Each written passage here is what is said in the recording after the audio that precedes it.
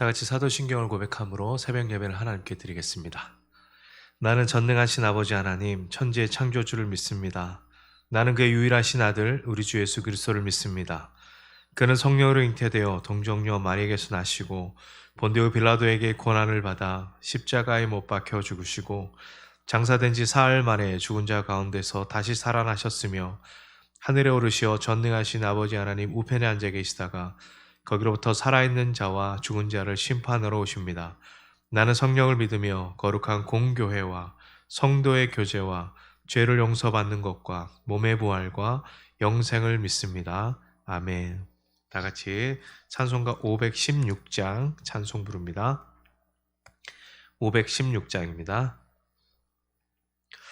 옳은 길 따르라 의의 길을 세계 만민의 참된 길 이 길 따라서 살기를 온 세계에 전하세 만 백성이 나갈 길 어두운 밤 지나고 동튼다 환한 빛 보아라 저 빛 주 예수의 나라 이 땅에 곧 오겠네 오겠네 주 예수 따르라 승리의 주 세계 만민이 나갈 길과 진리요 참 생명 내 창검을 부수고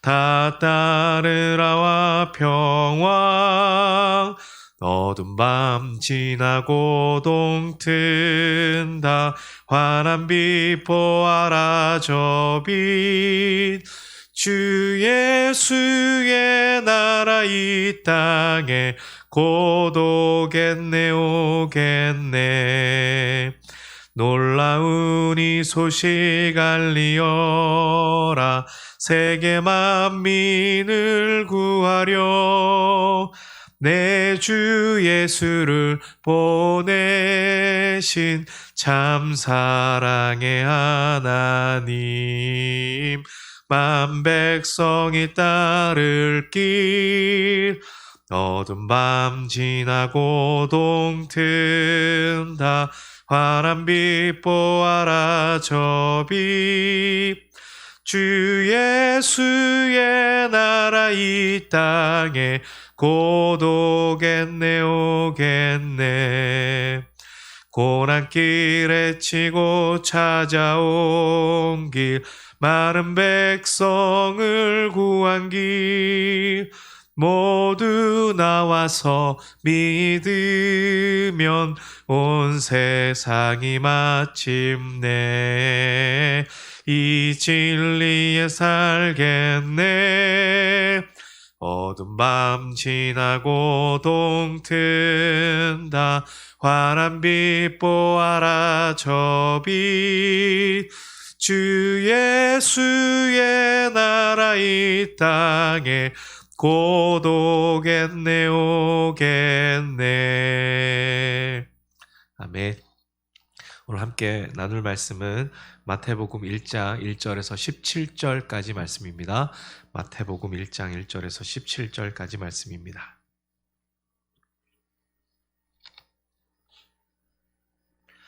우리 함께 말씀을 같이 읽겠습니다.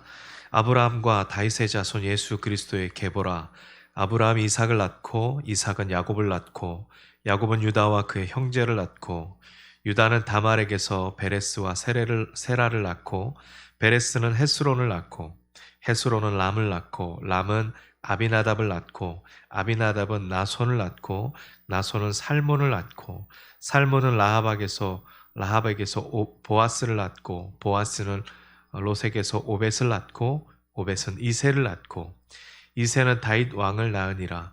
다윗은 우리아의 아내에게서 솔로몬을 낳고 솔로몬은 르호보암을 낳고 르호보암은 아비야를 낳고 아비야는 아사를 낳고 아사는 여호사밧을 낳고 여호사밧은 요람을 낳고 요람은 우시야를 낳고 우시야는 요담을 낳고 요담은 아하스를 낳고 아하스는 히스기야를 낳고 히스기야는 므낫세를 낳고 므낫세는 아몬을 낳고 아몬은 요시야를 낳고 바벨론으로 사로잡혀 갈 때에 요시야는 여고냐와 그의 형제들을 낳으니라. 바벨론으로 사로잡혀 간 후에 여고냐는 스알디엘을 낳고 스알디엘은 수룹바벨을 낳고 수룹바벨은 아비훗을 낳고 아비훗은 엘리야김을 낳고 엘리야김은 아소르를 낳고 아소르는 사독을 낳고 사독은 아킴을 낳고 아킴은 엘리옷을 낳고 엘리옷은 엘르아살을 낳고 엘르아살은 mat단을 낳고 mat단은 야곱을 낳고 야곱은 마리아의 남편 요셉을 낳았으니 마리아에게서 그리스도라 칭하는 예수가 나시니라. 그런즉 모든 대수가 아브라함부터 다윗까지 14대요 다윗부터 바벨론으로 사로잡혀 갈 때까지 14대요 바벨론으로 사로잡혀 간 후에 그리스도까지 14대더라. 아멘. 네, 오늘부터 마태복음을 저희가 묵상을 합니다. 오늘 본문을 읽었는데요. 여러분 가장 기억에 남는 단어가 무엇입니까? 누굴까요? 누구라기보다는 낫코라는 단어밖에는 생각이 나지 않지 않습니까? 네. 그래서 신년에 성경을 좀 읽어볼까? 구약보다는 좀 신약을 읽어볼까? 여기에서 다 낭망하고 절망합니다. 이 낫코 시리즈를 넘어가야 또 하나님의 은혜를 얻을 수 있습니다. 오늘 마태복음 1장에는 예수님의 계보가 실려 있습니다. 이 계보가 굉장히 중요한 부분은 있는데요. 이것은 어떤 이름을 적고 시간을 낭비하는 것이 아니라 이 고대와 현대를 막론하고 어쩌면 지금도 집에 족보가 있냐 없냐에 따라서 상놈인지 아닌지를 구분하잖아요. 네. 그런 것을 보면 여전히 유교 문화의 이 족보라는 것은 한국에서도 굉장히 큰 의미를 두는 것인데 유대 사회에서도 굉장히 큰 의미를 두고 있습니다. 요즘에는 잘 없는 것 같은데 제가 어릴 때만 하더라도 금메달 따거나 국가에 큰일을 하면 이 카퍼레이드 하지 않았습니까? 카퍼레이드에서 금메달 딴 사람, 은메달 딴 사람, 동메달 딴 사람 쭉 지나갑니다. 그것을 많이 보았던 기억이 나는데 요즘 퍼레이드는 이제 놀이동산 외에는 볼 수 없는 일들이 되어버렸죠. 마태는 이 족보를 이야기하면서 여러 사람들이 얘기지만 그 중에 가장 집중해야 될 사람이 누군가 그거에 대해서 마태는 오늘 계보를 적고 있습니다. 마태는 이 점을 분명히 하려고 이름을 의도적으로 배열하고 있습니다. 이스라엘 선조인 아브라함 그렇죠? 이야기부터 시작할 것이고 그리고 주후 1세기 무렵부터는 또 다윗 왕의 계보를 통해서 자신의 족보를 이렇게 어느 정도 추적해 볼 수 있는 그러나 추적하기 좀 힘든 그런 상황이 되었습니다. 왜냐하면 바벨론 포로기 이후에 어떤 이스라엘의 이 군주제가 온전한 구실을 하지 못했기 때문에 족보를 찾아 올라가는 것은 굉장히 쉽지 않을 것입니다. 예수님이 태어나기 전 200년 동안 유대인을 다스렸던 왕들 또 여왕들 이런 사람들은 솔직히 말하면 다윗의 혈통이 아니었죠. 헤롯 같은 사람들은 다윗의 혈통도 아니었고 그죠. 심지어는 온전한 유대인도 아니었다라고 말하고 있습니다. 헤롯 같은 사람은 어떻게 보면은 정책상 이 유대를 다스리기 위해서 로마가 세운 왕이라고 볼 수 있습니다. 그런데 자신이 고대의 참된 왕들의 족보를 계승하는 그런 후손들이라는 것을 아는 사람들이 있었습니다. 그래서 그 이야기를 하는 것, 선조들의 이름들을 나열하는 것만으로 어떻게 보면은 그 사람들에게는 정치적으로 나는 유대의 혈통이다, 나는 왕족이다 이것을 이야기하기 때문에 그것은 굉장히 이 헤롯의 어떤 그 정치 아래에 있어서 굉장히 위험한 일이었습니다. 그런데 마태가 예수님을 대신해서 그 일을 하는 것이죠. 그래서 예수님이 계속해서 이어지는 어떤 가문의 일원일 뿐만 아니라 사실 오늘 나타난 이 계보의 목표점이다. 중요점이다 하는 것을 우리에게 강조하고 있습니다. 그래서 우리 16절, 17절에 보면 모든 대수가 아브라함부터 다윗까지 14대, 그리고 다윗부터 바벨론 포로 때까지 14대, 바벨론 포로부터 예수 그리스도까지 14대, 이렇게 14대씩 세 그룹, 42명을 기록을 해 놓았습니다. 그런데 여러분, 이 누가복음 족보와 기록해 비교해 보면 마태복음에서 굉장히 빠져 있는 부분들이 되게 많습니다. 여러 가지 이유가 있고 또 마태가 의도적으로 뺀 거 있습니다. 예를 들어서 이 유다 혈통에 있어서 좋지 않았던 아달랴, 그죠? 아합 이세벨의 딸인 아달랴나 또 그의 후손을 낳던 사람들을 이제 의도적으로 빼는 것을 우리가 볼 수 있습니다. 그래서 이 누가복음에 있는 계보와는 좀 다르다는 것을 여러분이 염두에 두면 좋겠고요. 이것이 마태가 의도적으로 그렇게 했다는 것을 우리는 볼 수 있습니다. 그래서 이 아까 17절에도 말씀한 것처럼 14대씩 세 그룹으로 나눴지만 우리가 7대씩, 그렇죠, 7대씩 6그룹으로 나눠도 똑같은 이렇게 분류가 됩니다. 그런데 이 당시에 보면 이 이스라엘 백성들에게 있어서 이 7이라는 숫자는 굉장히 중요하고 강력한 상징성을 가진 숫자가 바로 7이었습니다. 지금도 그러죠. 그래서 7대씩 6그룹으로 묶였고, 그 다음 이제 7그룹째에 가장 누가 먼저 오느냐, 바로 마지막 그 그룹에 있는 사람이 그 다음 그룹의 첫 번째 이름이 나옵니다. 예. 그래서 우리가 7대씩 6그룹으로 나눈다면 마지막 42번째 때는 누가 오냐면 예수님이 오시잖아요. 그런데 그 예수님을 필두로 해서 7번째 그룹을 예수님으로 시작하는 것. 그렇기 때문에 이 7이라는 숫자를 마태가 유대인을 향한 이 복음 아니겠습니까? 유대인을 중심으로 그들을 위해서 쓴 복음이기 때문에 유대인들이 갖는 이 7이라는 완전수, 메시아라는 완전수에 대한 부분을 의도적으로 그렇게 우리가 해석해 볼 수도 있다는 것입니다. 마태복음에 특정한 이야기들이 많습니다. 우리가 알지만 아브라함은 하나님의 약속을 받은 사람이었고 또 가나안 땅을 밟을 것이고 그가 모든 민족의 복의 근원이 될 것이라는 그런 약속도 받았습니다. 다윗도 마찬가지죠. 훗날 세상을 다스릴 것에 대한 약속을 받았습니다. 그런데 여러분, 이 바벨론 이 포로기 때에 물론 고레스 칙령이 있었고 이 많은 포로들이 몇 차를 통해서 계속해서 귀환을 했지만 여전히 이스라엘 백성들에게 있어서는 그 포로 시계가 끝나지 않았다는 것을 그들은 좀 알고 있었던 것 같아요. 그래서 완전한 회복이 아니라 그들이 계속 이 바벨론 포로기가 계속 됨으로 인해서 그들이 여전히 갖고 있었던 것은 뭐냐면 언젠가는 메시아가 올 것이다. 언젠가는 우리를 구원할 메시아가 올 것이다 라는 기대가 그 바벨론 포로기에도 계속해서 있었다는 것이죠. 그런데 이 마태가 말하고 있습니다. 그 모든 일이 이제 일어날 때가 왔다고, 바로 지금이라고 마태는 오늘 계보에서 말하고 있습니다.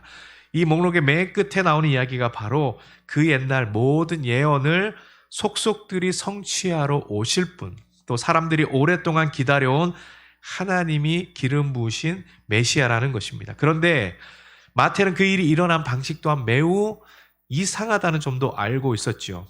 내일 본문을 보면 이 예수님의 어머니 마리아가 약혼자인 요셉을 따라서 성령을 통해서 임신했다는 이야기가 나옵니다. 그래서 이 마태는 하나님이 이스라엘 왕가에서도 특이한 방법으로 일하셨던 것을 상기시킬 만한 내용을 족보에 많이 포함시켰습니다. 우리가 아는 것처럼 유다의 며느리였던 다말이나, 그죠? 기생 라합도, 그리고 다윗의 아내였던 햇사람 우리아의 아내였던 밧세바도, 이런 롯도 이렇게 다 포함이 되어 있었다는 것이죠. 마태복음은 아주 이른 시기부터 성경의 가장 맨 앞자리를 차지했습니다. 수없이 많은 그리스도인이 예수님이 누구셨고 또 누구신지를 직접 알기 위해서 이 계보를 읽었습니다. 일단 이 계보가 의미하는 바를 이해하고 나면 계속해서 이야기를 풀어나가고 읽어갈 수 있습니다. 그래서 마태는 이 이야기가 하나님이 2번의 천년 동안 약속하신 것과 목적하신 거의 성취라는 것을 보여주고 있습니다.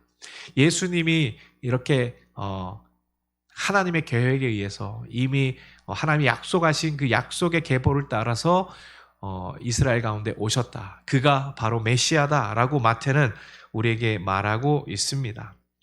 하나님은 오늘도 그렇게 일하시죠. 때로는 우리가 이해할 수 없는 일, 때로는 알 수 없는 방법으로 우리 가운데 일합니다. 왜 이 예수님을 드러내는 족보에 이 여자에 대한 이야기들이 나가고 그 여자들은 하나같이 다 온전하지 못한, 세상의 관점에서 보면 온전하지 못한 사람들의 이야기들이 포함되어 있다는 것 자체만으로도 굉장히 어떻게 보면은 이 평범한 이 계보는 아니었다는 것이죠. 그러나 하나님은 그것과 상관없이, 그들이 어떠한 사람들이 상관없이 하나님은 약속하신 것을 이루실 분이라는 것을 우리에게 말씀하고 있습니다. 사랑하는 성도 여러분, 우리가 하나님의 방법대로, 하나님의 뜻대로 어떤 일들을 이뤄가는 것은 당연히 우리 입장에서 보면 굉장히 고상하고 좋고 아름답고, 그렇게 일들이 일어나면 얼마나 좋습니까? 그러나 하나님의 방법은 꼭 그렇지 않을 때도 있다는 것입니다. 때로는 우리가 어렵고 힘든 상황을 통해서 하나님이 이루시고자 하는 일들이 분명히 있을 거라고 저는 믿습니다.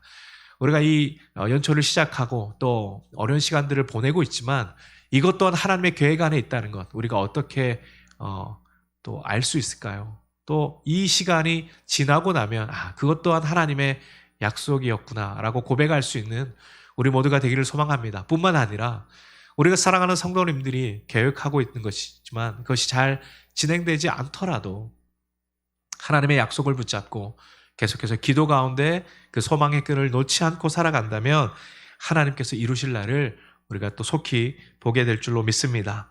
우리 각자를 향하신 하나님의 계획을 발견하고 그 섭리 앞에 순종할 때에 하나님은 우리가 알지 못하는 크고 놀라운 일들로 우리 가운데 그 일들을 행하실 줄로 믿습니다. 그분을 신뢰하며 따라가는 우리 모든 성도님들의 삶이 되시기를 예수님의 이름으로 축원합니다. 함께 기도하겠습니다. 하나님 아버지, 감사합니다. 오늘 마태복음 1장에 예수님의 계보를 통해서 하나님께서 약속하신 그 메시아인 예수 그리스도를 또 우리가 알고 또 그분을 믿고 구원받을 수 있도록 은혜를 내려주시니 감사합니다.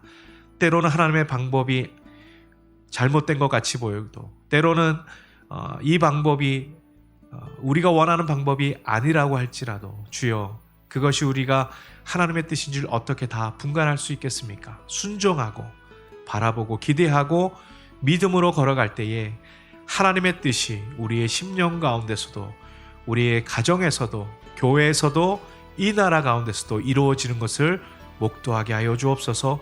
오늘 하루를 살아갑니다. 좌로나 우로나 흔들리지 않게 하여 주시고 우리가 감사할 제목들을 찾고 그 감사를 나눌 수 있는 풍성한 하루의 삶이 되도록 인도하여 주옵소서.